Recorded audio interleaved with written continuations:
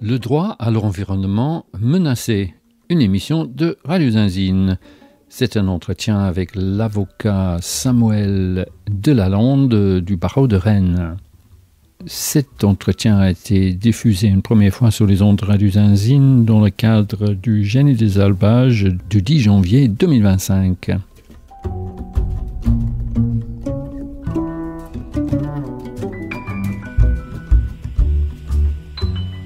Samuel Delalande fait partie des signataires d'une tribune, d'un texte qui a été signé par au moins une centaine d'avocats universitaires qui s'appelle A69, le droit de l'environnement sert-il encore à quelque chose? Et il a été, Samuel Delalande, aussi beaucoup cité dans un article de Mediapart de Jade Lingard le 18 décembre. C'est toujours un peu le même sujet, quand le temps de la justice favorise les grands projets, nuisibles très souvent.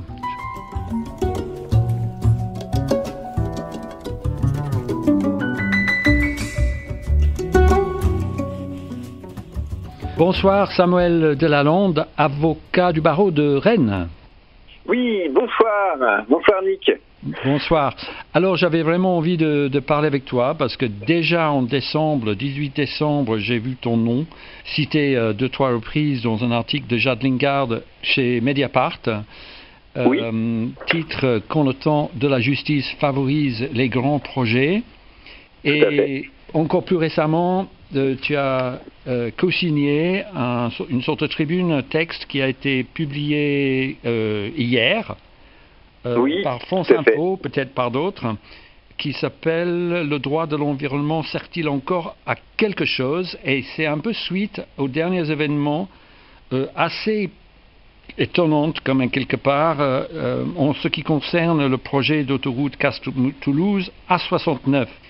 Et oui, tout à fait. Voilà, donc peut-être, je ne sais pas où est-ce qu'on commence, parce que en fait, le premier texte parlait de plutôt un coup de théâtre plutôt positif, avec l'annonce que 4 mégabassines, y compris celle de Sainte-Soline, avaient été déclarées illégales. Donc ça, c'est plutôt quelque chose de positif, mais de l'autre côté, on a cet enchaînement de décisions et notamment l'avis de reporters publics en ce qui concerne A69. Donc peut-être tu pourrais un peu nous expliquer qu'est-ce qui t'a poussé et qui vous a poussé, parce que vous êtes nombreux, plus d'une centaine à signer cette tribune. Qu'est-ce qui vous inquiète, vos inquiétudes qui ont été un peu renforcées, on pourrait dire, par ces décisions récentes en ce qui concerne A69? Bon, il y a beaucoup de choses à dire, c'est vrai que c'est très large, mais ce qu'on peut dire dans un premier temps, c'est qu'effectivement, le temps de la justice, en tout cas la justice par devant les tribunaux administratifs, ceux qui vont juger les décisions de l'État, qui vont permettre ces grands projets, n'est pas adapté, peu adapté sur justement ces grands projets qui vont porter atteinte à l'environnement. On se retrouve avec souvent des décisions extrêmement tardives. On a effectivement là sur les bassines, là donc ça c'est le côté bassine de Sèvres notamment, on a quelque chose qui intervient des années après même la construction d'un certain nombre de bassines qui ont déjà été mises en service.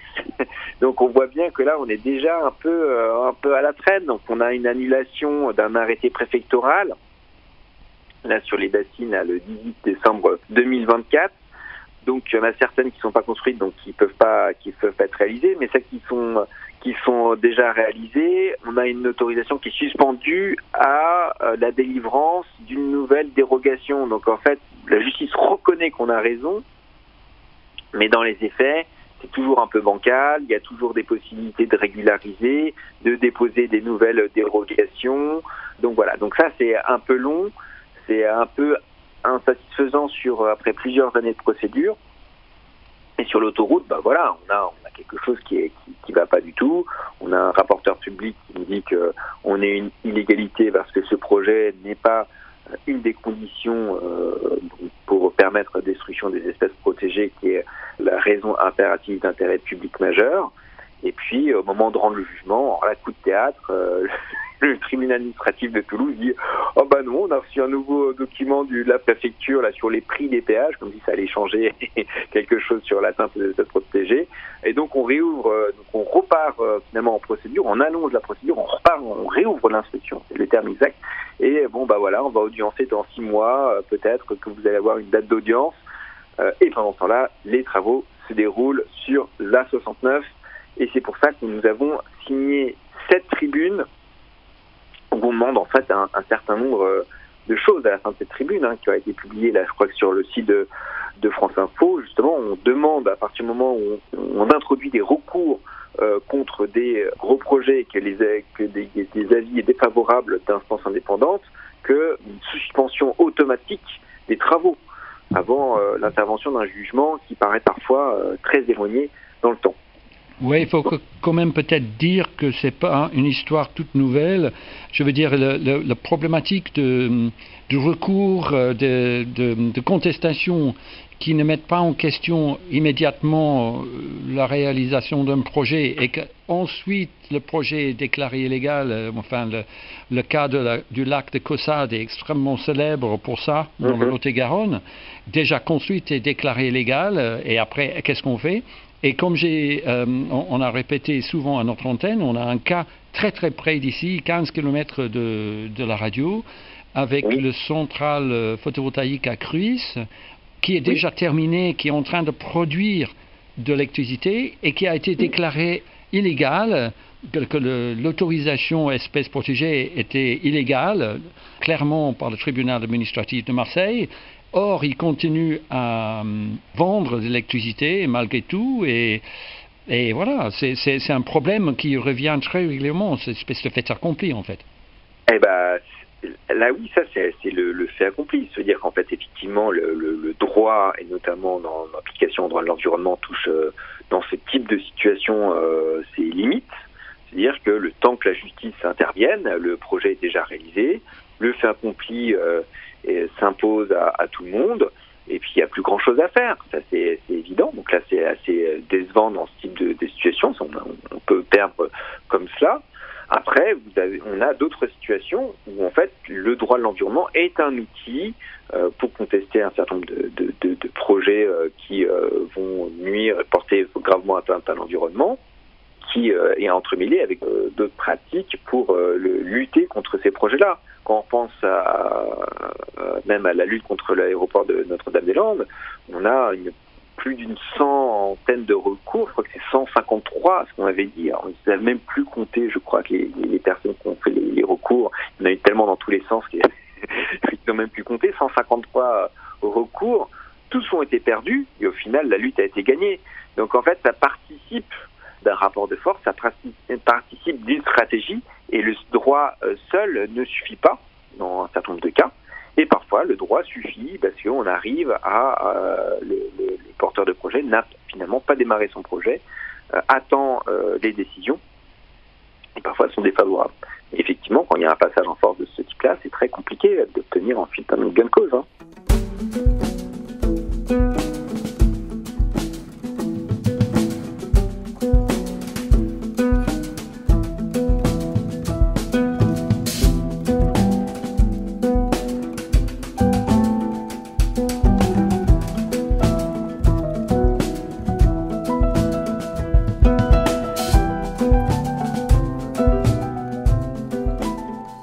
Si on parle de l'A69, c'est quand même une des contestations, une des luttes en France actuellement qui mobilise énormément de gens. Et effectivement, les différentes méthodes de contestation dont tu parles sont vraiment présentes avec l'A69, avec la voie libre, donc des recours un peu classiques de tout type, mais aussi toute une série de ZAD et d'occupations et même des écureuils qui montent dans les arbres, etc., etc. Donc on a ça, et ça a certainement pas mal perturbé et inquiété quand même les promoteurs.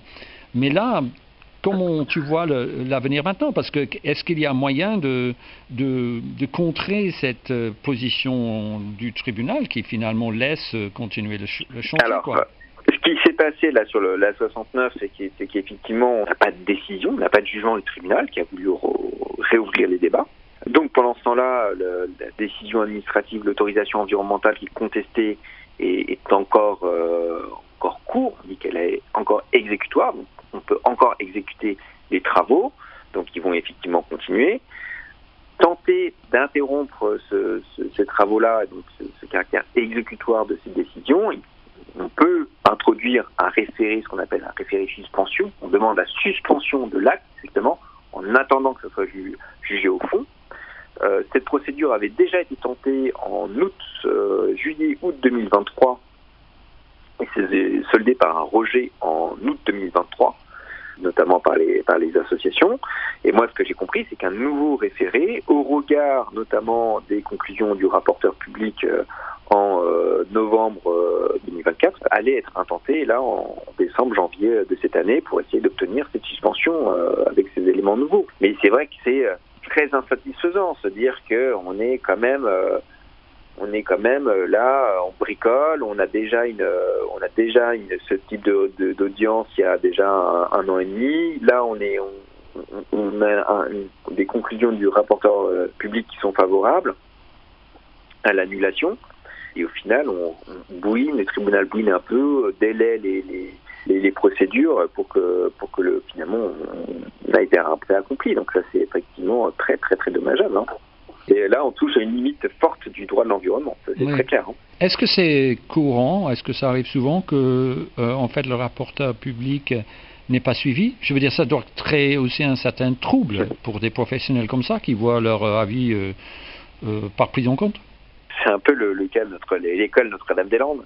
Oui, les rapporteurs publics, donc c'est un des magistrats qui compose les juridictions administratives, les tribunaux administratifs, et qui va émettre une opinion en droit sur l'affaire, au regard de la jurisprudence préexistante et de ce qu'il peut retirer du dossier.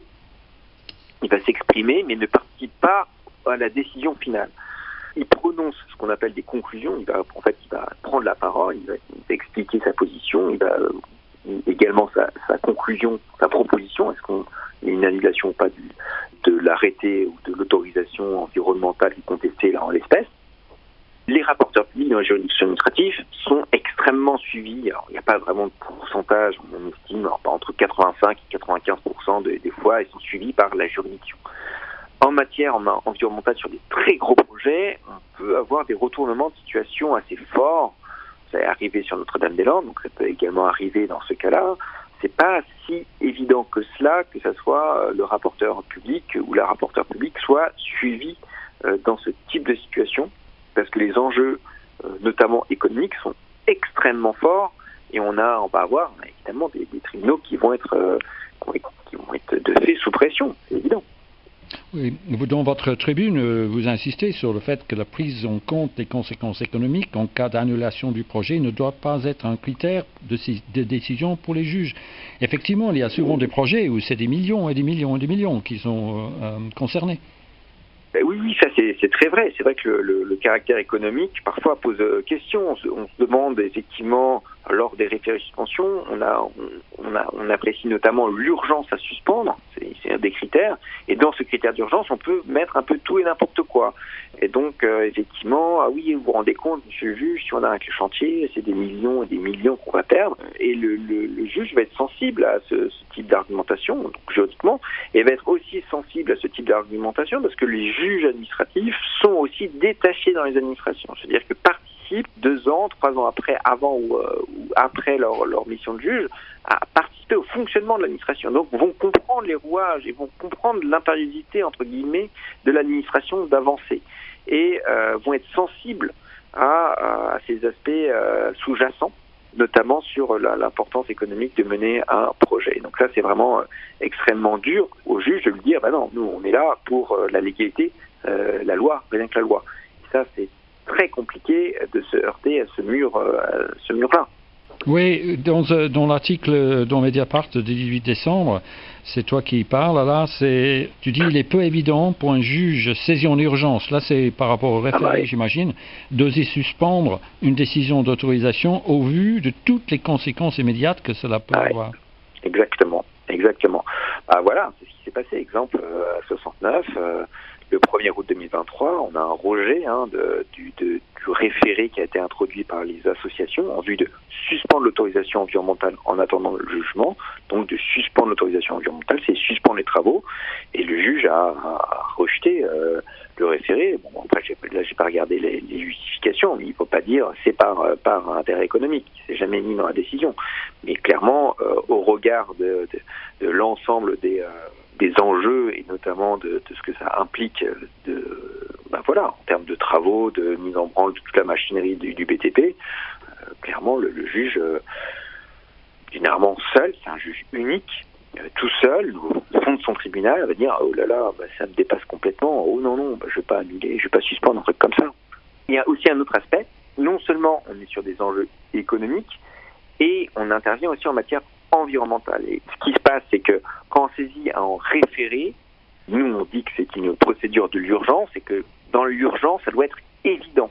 Et en matière environnementale, on est très souvent sur des matières techniques, notamment par exemple sur l'hydrologie, ça peut être sur la dérogation des espèces protégées, donc l'atteinte à des espèces protégées. C'est des éléments techniques qui vont être apportés par des naturalistes, des ingénieurs, des techniciens, auxquels le juge ne comprend pas grand-chose ou doit comprendre très vite des choses dans un délai extrêmement restreint. Effectivement, ce n'est pas évident de prime abord, du fait de la technicité de la matière. Donc, de fait, on se dirige de plus en plus, dès le départ, vers un rejet des référés suspension.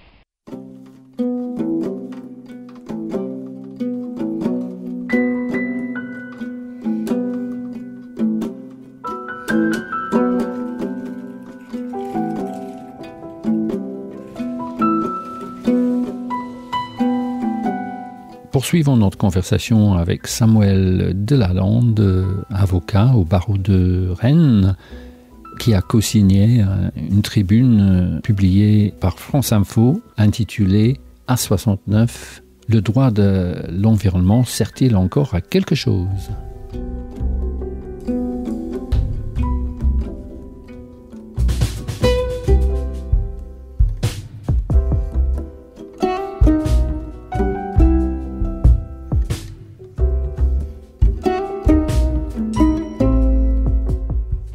Dans cet article de Mediapart, il y a aussi une collègue, les juristes à FNE, Marie Baumard, qui dit les bulldozers vont plus vite que la justice. Et effectivement, c'est ça aussi le problème, c'est que tout ce système-là, ça pousse ou ça incite, comme ici à Cuisse avec le parc photovoltaïque, mais la 69, à foncer, à faire des ponts, à raser des montagnes, des collines, de couper des arbres, etc., pour aller le plus vite possible, pour ensuite pouvoir dire, mais voilà, on est tellement avancé, on va pas arrêter maintenant.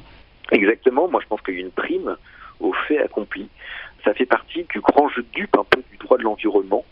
Ouais, les sanctions a posteriori sont parfois inexistantes ou parfois très faibles par rapport aux atteintes, même si finalement l'arrêté en question, on a un passage à la justice administrative qui nous dit finalement cet arrêté était illégal. Oui, qu'est-ce qu'on fait alors, ce qui se passe beaucoup, qu'est-ce qu'on fait c'est qu'on va essayer de tenter de régulariser. Une situation illégale, bref, c'est pas très satisfaisant évidemment en termes de cohérence.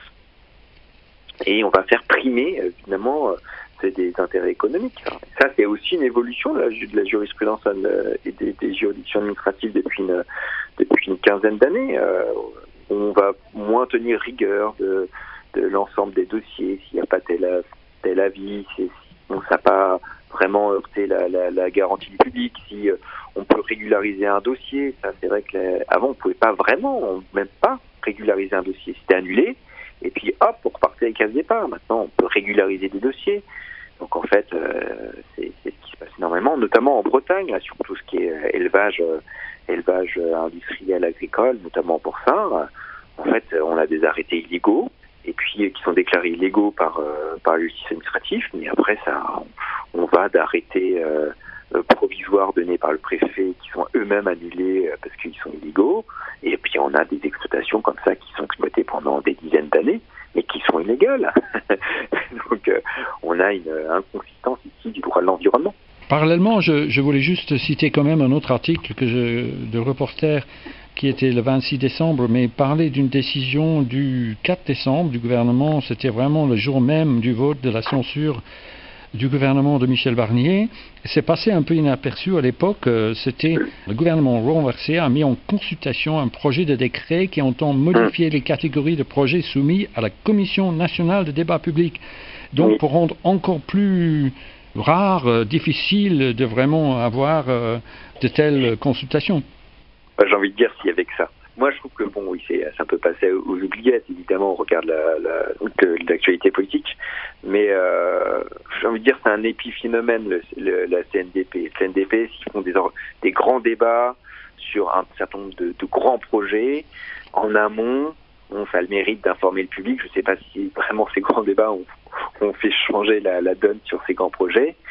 Moi, ce qui m'inquiète aussi, c'est là aussi les transformations qui a été lancées, qui ont été permises par la loi Industrie verte, des procédures justement qui aboutissent aux autorisations environnementales. Donc ces autorisations qui vont permettre d'exploiter telle industrie, qui vont permettre de détruire ou détruire tel habitat et espèces protégées, et ou interférer dans les régimes des eaux, c'est-à-dire de prélèvement, de rejet des eaux, etc., etc.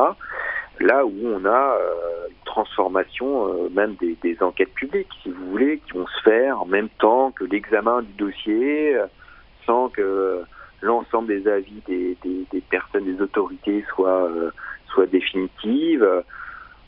Avec on est sur quelque chose qui sera assez mouvant, qui est assez inquiétant sur la bonne participation du public au quotidien sur des projets qui sont plus courants, quoi. Donc oui, c'est la CNDP, c'est une marginalisation de l'enquête publique telle qu'on la connaît. Et puis après, il y a aussi d'autres procédures, on pourrait reparler là sur ces 10 dernières années, mais qui tendent à faciliter des projets polluants, clairement, en évitant justement ou en restreignant les procédures de participation du public. Pour conclure, pour revenir à votre tribune, à la fin, vous proposez, je crois, il y a trois préconisations, 3 recommandations. Peut-être juste rappeler, et puis je ne sais pas, il me semble que ça va être très compliqué d'obtenir que le gouvernement accepte qu'il y ait, quand il y a un recours, il y a un arrêt immédiat suspensif, mais voilà, c'est ce que vous proposez, entre autres. Oui, alors, ça, c'est des choses qui sont assez classiques, qui sont redemandées de manière assez classique depuis même 20 ou 30 ans, je pense, en droit de l'environnement, notamment les associations de protection de la nature et de l'environnement.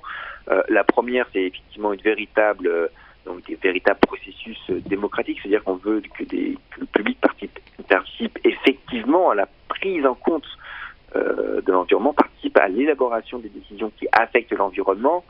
Et c'est vrai qu'aujourd'hui, dans certains cas, on se demande si ces procédures de consultation, de participation du public ne sont pas là pour légitimer un projet, plus que pour faire en sorte que le public participe à la décision. Donc ça, c'est une des premières choses. C'est toujours un axe qui est développé. Le deuxième, je l'ai évoqué tout à l'heure, c'est qu'à partir du moment où, alors là, dans la manière dont c'est écrit dans la tribune, c'est assez intéressant, c'est à partir du moment où il y a des avis défavorables d'instances indépendantes, quand on soumet un recours contre un projet, on a une suspension de l'acte qui permet le projet. Donc on va faire une suspension automatique, on n'a même pas besoin de faire un référé en la matière, mais que voilà, c'est suspendu jusqu'au moment du jugement, quoi, qui est illégalement ou non, ce qui permet de prendre le temps de juger. Le troisième, c'est la mise en place de procédures accélérées pour le traitement des dossiers dans des délais raisonnables. Donc effectivement, on aimerait bien avoir une justice qui juge plus vite en matière d'environnement. Il faut savoir que les dossiers en matière d'environnement sont les plus longs à être jugés devant les juridictions administratives, parce que c'est des dossiers extrêmement techniques. Les recours bassines, c'est une centaine de pages à chaque fois. Là, c'est les recours pour l'application de la directive nitrate en Bretagne. Hein, on est sur une centaine de pages à chaque fois. Donc c'est très lourd, avec des éléments extrêmement techniques. Donc ça prend beaucoup de temps. On peut espérer des délais raisonnables. Après, il faut aussi le temps de bien juger. Et moi, je pense que pour bien juger, il faut quand même un peu plus de temps. Et surtout une suspension automatique des travaux lorsqu'un recours est déposé. C'est un peu les trois préconisations qui ressortent de cette tribune-là. D'accord, très bien. Mais écoute, Samuel, on va essayer de suivre ça. Hein. Tu nous tiens au courant s'il y a des suites. Il n'y a pas de souci. Mais merci beaucoup. Hein. À la prochaine. Oui, et puis à bientôt. Moi, je vais repasser là dans le sud, là, je pense. Oui, j'espère. Ouais. Mais on refait un coup ici en direct au studio, ça serait sympa. Quand tu veux, il n'y a pas de problème.